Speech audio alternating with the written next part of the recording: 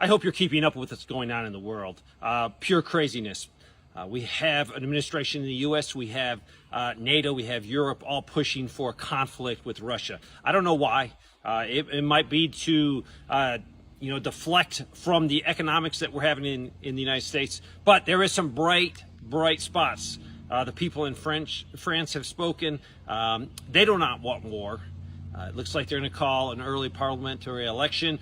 We have Italy, where people are demanding peace. And I ask everyone, contact your leadership, be it whatever country you're in, and tell them we do not want war with Russia. We want peace. But the flow of it is not good. I am military. That's my background. My son's military. That's his background. So we know what things are looking like. If you look at outside sources, do not look at the U.S. mainstream media. They're not going to tell you all of the truth. But the world is preparing for war. Russia is preparing for war. They do not want war. I have a friend over there that lives in Crimea. He's an American citizen that moved over there. I talked to him the other day, but he says it's looking like there will be a war and there will be some tactical nukes used. If the war starts, Russia will have to use tactical nukes. They will not be able to counter all of Europe. There is some issues with, anti-missile. We have no way to protect all of Europe from Russia's missiles. So maybe that will be a bright spot, and it will keep European leaders, NATO leaders from saying, hey, let's have a war. But everything is going forward. You have logistical efforts being made. You have training being done on all aspects of NATO. But there is some bright spots. Hopefully the French people will tell their government no war. Italy's already doing that. Hungary's doing that.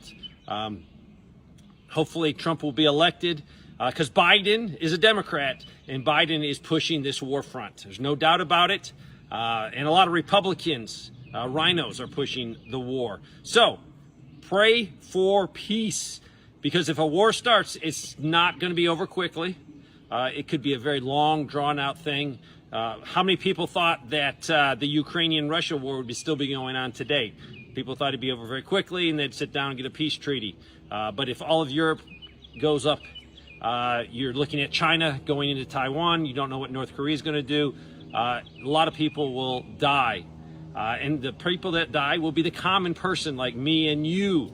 We'll be the ones that will be asked to fight, not the rich, not the elite. They will benefit from it, but we will bear the burden. So if you're in the military right now, start talking to your fellow soldiers, airmen, Marines, Navy personnel. Talk to them and say, hey, we don't want to fight this war. If you don't want to fight a war, just, say no. What are they going to do to you? Yeah, you might get thrown in the brig, but if enough people say no, especially the trigger pullers, they can't fight a war without us, the commoners, pulling the trigger, pushing the buttons. So, pray for peace.